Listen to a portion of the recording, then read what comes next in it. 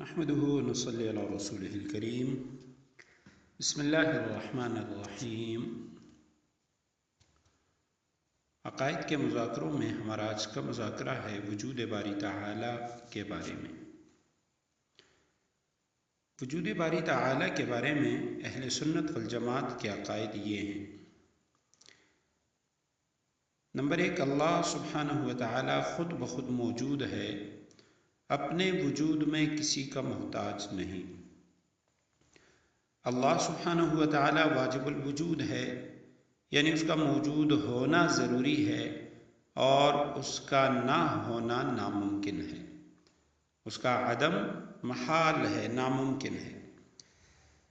اللہ سبحانہ وتعالی کے سوا کوئی چیز واجب الوجود نہیں۔ نمبر 4، اللہ سبحانہ وتعالی کے 2 طرح کے نام ہیں، ایک ذاتی نام اور دوسرے صفاتی نام۔ ذاتی نام اللہ سبحانہ وتعالی ہے، یعنی لفظ اللہ ہے، اور اس کے ساتھ ادب کی خاطر تعظیم کے لیے عز وجل سبحانہ وتعالی رب العزت اللہ تعالی، یہ جو کلمات ہیں یہ کہے جاتے ہیں۔ تو ذاتی نام اللہ ہے۔ صفاتی نام احادیث مبارکہ میں 99 بتلائے گئے ہیں جو کہ مشہور و معروف ہیں۔ یہ 99 نام اللہ سبحانہ وتعالی کے تمام جتنی بھی صفات ہیں، صفات کمالیہ، ان کی بنیاد اور اصل ہے۔ البتہ 99 صفاتی نام ہونے کا یہ مطلب نہیں کہ اللہ سبحانہ وتعالی کے صرف یہی 99 صفاتی نام ہیں، ان کے علاوہ اور کوئی نام نہیں، بلکہ ان کے علاوہ اور بھی بے شمار نام ہیں، جن میں سے بعض قرآن مجید کے اندر آئے ہوئے ہیں اور بعض حدیث مبارکہ کے اندر ان کا تذکرہ ملتا ہے۔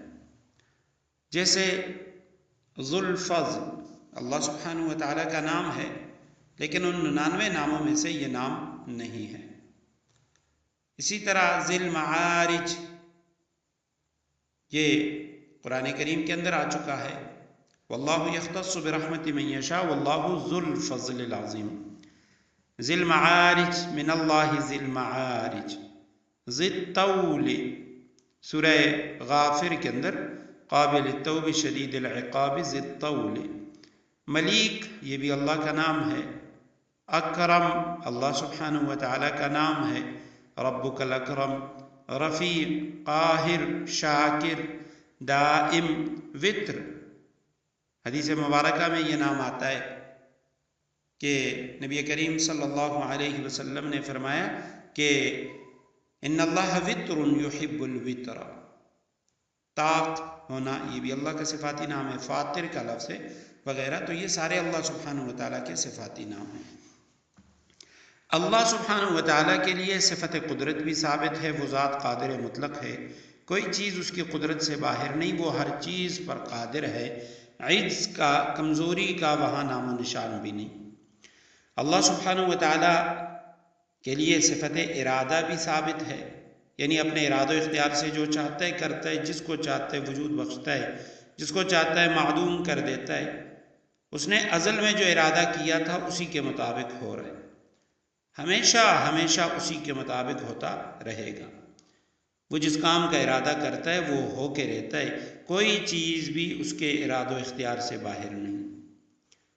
اللہ سبحانہ وتعالی کی ایک اور صفت وہ سمع ہے، سننا، یعنی اللہ سبحانہ وتعالی تمام مخلوق کی ہر بات کو سنتا ہے، اور ایک کی بات سننے سے اسے دوسروں کی بات سننے میں رکاوٹ نہیں ہوتی۔ ہم اگر کسی ایک کو سنتے ہیں تو دوسرا اگر کچھ بولتا ہے تو ہمیں سننے میں دشواری پیش آتی ہے، ہم کہتے ہیں کہ بھئی یہ خاموش ہو جائے، پھر آپ نے بولنا ہے، پھر آپ نے بات کرنی ہے۔ لیکن اللہ سبحانہ وتعالی بیک وقت انسانوں، فرشتوں، جنات، جانوروں، پرندوں، پانی میں مچھلیوں، کیڑے مکوڑوں، تمام مخلوقات کی مختلف زبانوں سے جو بھی وہ گفتگو کرتے ہیں اللہ سبحانہ وتعالی اسے سنتے ہیں، اور اللہ سبحانہ وتعالی کو اس میں کسی قسم کا کوئی اشتباہ نہیں ہوتا۔ ایسی زبردست قوت سماعت کے باوجود، اب اس کی قوت سماعت تو ایسی ہے کہ کائنات کے ہر چیز کی گفتگو، اس کی پکار اللہ سبحانہ و تعالیٰ سنتے ہیں، لیکن ایسی زبردست قوت سماعت کے باوجود وہ کانوں سے پاک ہے۔ اللہ سبحانہ و تعالیٰ کے لیے صفت بصر بھی ثابت ہے۔ بصر کے معنی دیکھنا۔ اللہ سبحانہ و تعالیٰ ہر چیز کو دیکھتا ہے، کوئی چیز روشنی میں ہو، اندھیرے میں ہو، نزدیک ہو، دور ہو، دن میں ہو، رات میں ہو، بڑی چھوٹی مخلوق کو نظر آئے یا نہ آئے، لیکن اللہ سبحانہ و تعالیٰ سب کو ہر وقت یکساں طور پہ دیکھتا ہے۔ کسی بھی وقت کوئی چیز اس سے چھپ نہیں سکتی۔ اب ایسی قوت بصر والا، ایسے دیکھنے کی قوت والا کہ اللہ سبحانہ و تعالیٰ ہر وقت دن میں، رات میں، اندھیرے میں، روشنی میں، اللہ سبحانہ و تعالیٰ سے کوئی چیز بھی پوشیدہ نہیں ہے، لیکن اللہ سبحانہ و تعالیٰ مخلوق جیسی آنکھوں سے اور آنکھوں کی ہر قسم کی شکل و صورت سے پاک ہے۔ اللہ سبحانہ و تعالیٰ کے لیے صفت خلق، پیدائش، صفت تکوین، وجود میں لانا، یہ بھی ثابت ہے۔ خلق کا معنی پیدا کرنا، تکوین کا معنی وجود میں لانا، یعنی اللہ سبحانہ و تعالیٰ ہر چیز کو پیدا کرتے ہیں اور وجود میں لاتے ہیں۔ اللہ سبحانہ و تعالیٰ عرش پر مستوی ہے، مگر اس کو اس کی حاجت اور ضرورت نہیں ہے، اور کیفیت استوا، عرش پر مستوی ہونے کی کیفیت ہمیں معلوم نہیں۔ وہ عرش اور غیر عرش کل عالم کا محافظ ہے۔ استوا علی العرش، انشاءاللہ اس پہ ایک الگ مذاکرہ بھی ہم ریکارڈ کریں گے کہ استوا علی العرش سے ہمارے ہاں کیا مراد لیا جاتا ہے، اور کچھ فرقے اس سے کچھ اور مراد لیتے ہیں، تو انشاءاللہ وہ تفصیل کے ساتھ کسی مذاکرے میں اس پہ گفتگو کریں گے۔ لیکن مختصراً ہمیں یہ جان لینا چاہیے کہ اللہ سبحانہ و تعالیٰ عرش پر مستوی ہے، مگر اس کو اس کی حاجت اور ضرورت نہیں ہے، اور کیفیت استوا ہمیں معلوم نہیں ہے۔ اللہ سبحانہ و تعالیٰ صفت معیت کے ساتھ بھی متصف ہے۔ معیت الہی کا معنی ہے اللہ تعالیٰ اپنے علم، سمع، بصر، علم، سننے، دیکھنے اور احاطہ کے اعتبار سے اپنی مخلوق اور بندوں کے ساتھ ہے۔ اس کو معیت عامہ کہا جاتا ہے۔ ایک معیت خاصہ ہوتی ہے جو صرف مومنین کے لیے ہے۔ تو معیت عامہ کے ساتھ اللہ سبحانہ و تعالیٰ تمام مخلوقات بندوں کے ساتھ ہے۔ معیت خاصہ وہ صرف مومنین کے لیے ہے کہ بندوں کی نصرت، تائید اور حفاظت اللہ سبحانہ و تعالیٰ فرماتی ہے۔ اور اللہ سبحانہ و تعالیٰ کی یہ معیت، ساتھ ہونا، اللہ کا قرب، یہ مخلوق کی معیت اور مخلوق کے قرب کی طرح نہیں ہے، ان کے قریب ہونے کی طرح نہیں ہے۔ اللہ سبحانہ و تعالیٰ نے مخلوق کے رزق کا ذمہ لیا ہے، حلال کا نہیں۔ رزق جیسے حلال ہوتا ہے، حرام بھی رزق ہوتا ہے۔